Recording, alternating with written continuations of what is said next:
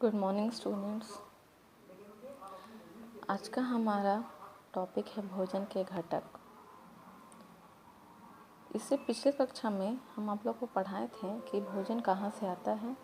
अब ये second topic है भोजन के घटक के बारे में। तो देखते हैं भोजन के घटक में हम लोग को कौन कौन सा टॉपिक के बारे में चर्चा करना है। तो एक है पोषक के बारे में चर्चा करना है। पोषक का मतलब हुआ हम लोग जो भी भोजन करते हैं वो किसी न किसी संघटक से मिलकर बना हुआ रहता है, संघटक के द्वारा बना हुआ रहता है। और उस संघटक में जो भी पदार्थ पाए जाते हैं उसको हम लोग बोलते हैं पोषक। जैसे कि कार्बोहाइड्रेट हो गया, प्रोटीन, वसा, विटामिन, खनिज लवण, ये सब क्या है? पोषक हैं। तो कार्बोहाइड्रेट में हम लोग मंड और कार्बोहाइड्रेट को हम लोग मंड और स्टार्च के रूप में लेते हैं। तो मंड के लिए अब किसी भी खाद्य पदार्थ में मंड है, प्रोटीन है, वसा, ये हम कैसे पता करेंगे? तो उसके लिए यहाँ पे कुछ परीक्षण दिया कि मंड के लिए परीक्षण है, प्रोटीन के लिए, वसा के लिए, ये तीनों चीज़ के लिए परीक्षण है। यानी इस चीज़ से आप पता कर सकते हैं कि किस जो आप खाद्य पदार्थ खा रहे हैं किस में मंड है, किस में प्रोटीन है और किस में वसा है। फिर विभिन्न पोषकों के स्रोत, जैसे हम लोग कार्बोहाइड्रेट का बात किए, अर्थात मंड का बात किए, प्रोटीन का बात किए, वसा के बारे में बोले। तो ये सब के स्रोत क्या है, कहाँ से हम लोग कौन सा ऐसा फूड खाएंगे, कौन सा ऐसा भोजन करेंगे जिससे हम लोग को मंड मिले, प्रोटीन मिले, वसा मिले। उसके बाद देखेंगे हम लोग संतुलित आहार के बारे में, और संतुलित आहार के बाद हम लोग आएंगे अभावजन्य रोग के बारे में। तो देखते हैं आज का सबसे पहला टॉपिक है पोषक। तो पोषक जानने से पहले मैं आपको ये बता दूं कि पिछले कक्षा में जब हम आपको पढ़ा रहे थे उसमें हम आप लोग को संघटक के बारे में बताए थे कि संघटक क्या होता है।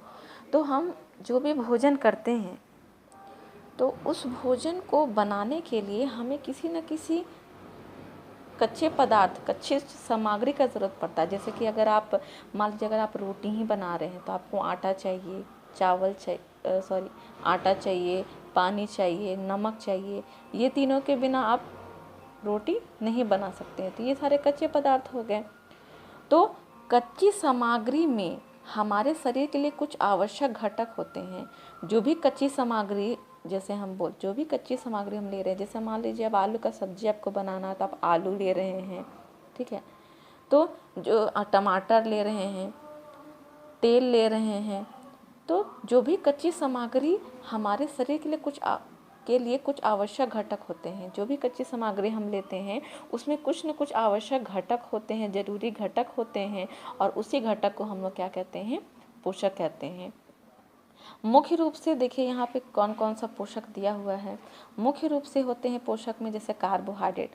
कार्बोहाइड्रेट में हम लोग मंड एवं स्टार्च के रूप में लेते हैं, ठीक है। कार्बोहाइड्रेट जो हम लोग लेते हैं वो मंड एवं स्टार्च के रूप में। फिर प्रोटीन हो गया, वसा है, विटामिन तथा खनिज लवण, ये सारे क्या हैं? पोषक तत्व हैं, मुख्य पोषक तत्व हैं। इसके साथ साथ भोजन में और भी चीज़ पाए जाते हैं, जैसे कि हो गया रुक्षांश, जल। जल तो आप लोग को पता है बहुत ज़रूरी चीज़ है हमारे शरीर के लिए। और रुक्षांश ये हम लोग को कहाँ से मिलते हैं? जो हम लोग हरा सब्जी खाते हैं तो उससे हमें क्या मिलता है? रुक्षांश। इसके बारे में डिटेल में हम आपको आगे बताएंगे। अब देखिए, तो ये तो सारे पोषक हो गए। अब ये जितने भी पोषक हैं, जैसे हम कार्बोहाइड्रेट, प्रोटीन, वसा, ये सब के बारे में बताएं। ये जो भी पोषक है, इस पोषक को अगर जानना है कि हमारे पास जो खाद्य पदार्थ है उसमें कौन सा पोषक तत्व है, तो उसको जानने के लिए हमें परीक्षण करना पड़ेगा। और उस परीक्षण करने से पहले आपको कुछ विलयन बनाने आना चाहिए। जैसे आयोडीन का तनु विलयन अगर आपको बनाना है तो उसके लिए क्या करना पड़ेगा? सबसे पहले आपको एक परख नली लेना होगा और उस परख नली में आधा जल डाल देना होगा। उस परख नली का आधा जल डाल देना होगा और फिर उसमें कुछ बूंदे टिंचर आयोडीन की मिला देना होगा। तो पहला ये बन गया आयोडीन का तनु विलयन। दूसरा क्या करना है आपको?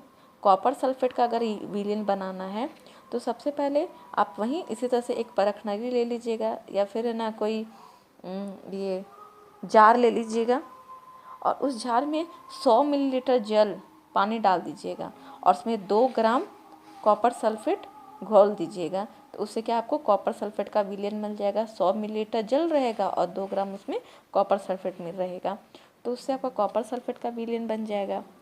उसके बाद आपको अगर कॉस्टिक सोडा का अभिष्ट कॉस्टिक सोडा बनाना तो उसके लिए क्या करना होगा, 100 मिलीमीटर जल ले लेना होगा, मिलीलीटर जल, और उसमें 10 ग्राम कॉस्टिक सोडा डालना होगा, जिसका ना रासायनिक सूत्र NaOH भी है। और यहाँ जो कॉपर सल्फेट है इसका रासायनिक सूत्र है CuSO4। देखिए मैंने यहाँ लिख दिया है CuSO4। तो NaOH घोलने से 100 मिलीलीटर जल लेंगे, उसमें 10 ग्राम कॉस्टिक सोडा यानी कि NaOH घोल देंगे, और तो ये घोलने से हमें अभिष्ट कॉस्टिक सोडा का विलयन मिल जाएगा। अब आगे देखते हैं परीक्षण हम कैसे करेंगे। तो सबसे पहले आते हैं हम लोग मंड के परीक्षण के लिए। तो मंड के परीक्षण के लिए आपको क्या करना होगा, सबसे पहले कोई खाद्य पदार्थ खाने की चीज़, जैसे कि आलू ले सकते हैं आप। आलू ले लिए, आलू लेने के बाद आपको क्या करना होगा कि उसमें तनु आयोडीन विलयन की 2 या 3 बूंदे डालना होगा। ड्रॉप ले लीजिएगा, उसमें तनु आयोडीन विलयन डाल के और उसमें 2 या 3 बूंदे उसमें खाद्य पदार्थ में डाल देना होगा। कुछ देर बाद हम क्या देखते हैं, अगर उस खाद्य पदार्थ का रंग नीला या काला हो जाए तो इसका मतलब क्या है कि वह जो खाद्य पदार्थ है उसमें क्या है, मंड है, अर्थात कार्बोहाइड्रेट है। ध्यान दीजिएगा, नीला या काला रंग होगा तभी हम कह सकते हैं कि उसमें मंड है। अगर कोई और रंग हुआ तब हम उसमें नहीं कह सकते कि वो मंड है।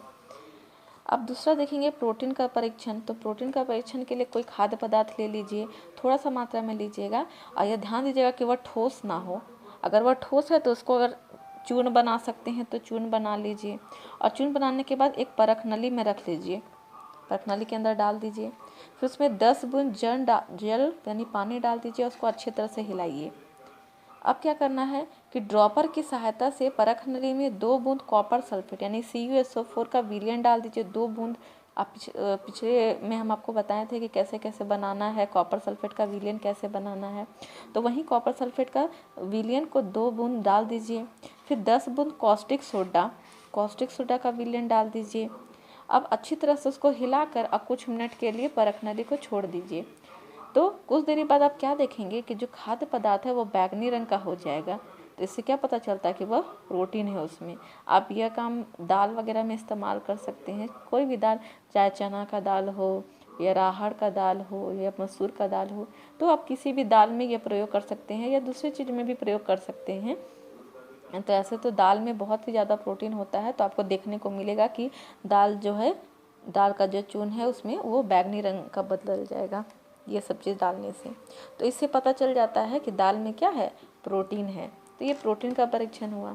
अब तीसरा है वसा के लिए परीक्षण। तो वसा का परीक्षण कैसे करेंगे, खाद्य पदार्थ की अल्प मात्रा, थोड़ी सी मात्रा लेना है और उसको एक कागज़ लेके और उसमें उसको डाल देना है, और डालने के बाद उसको मोड़ देना है। मोड़ने के बाद आप उसको थोड़ा सा दबाइएगा, दबाने के बाद फिर हटाइएगा, तो आपको देखने को मिलेगा कि उसमें थोड़ा तेल का धब्बे दिखाई देंगे। यदि तेल का धब्बे दिखाई दिए, इसका मतलब कि जो खाद्य पदार्थ है उसमें वसा की उपस्थिति है। अगर मान लीजिए कोई खाद्य पदार्थ है जो कि भीगा हुआ है, तब आप क्या करेंगे, तो उसमें भी वही काम करना है, उसको भी कागज़ में डाल के और उसके बाद फिर उसको अच्छे से ऐसे बंद करके और उसको हल्का सा दबा देना है, और दबाने के बाद फिर थोड़ी देर के लिए उसको छोड़ देना है। वो तो भीग जाएगा और उसको छोड़ देना है सूखने के लिए। जब वो सूख जाएगा, सूखने के बाद अगर आपको कागज़ में तेल के धब्बे दिखाई देते हैं, इसका मतलब कि उस जो खाद्य पदार्थ को आप डाले थे उस खाद्य पदार्थ में भी क्या है, वसा है। तो इस तरीके से हम लोग 3 मंड का परीक्षण, प्रोटीन का परीक्षण और वसा का परीक्षण देखे। तो इस तरीके से आप जो भी खाना खाते हैं, जो भी खाद्य पदार्थ खाते हैं, आप उसमें पता कर सकते हैं कि किसमें प्रोटीन है, किसमें वसा है, किसमें मंड है। Thank you.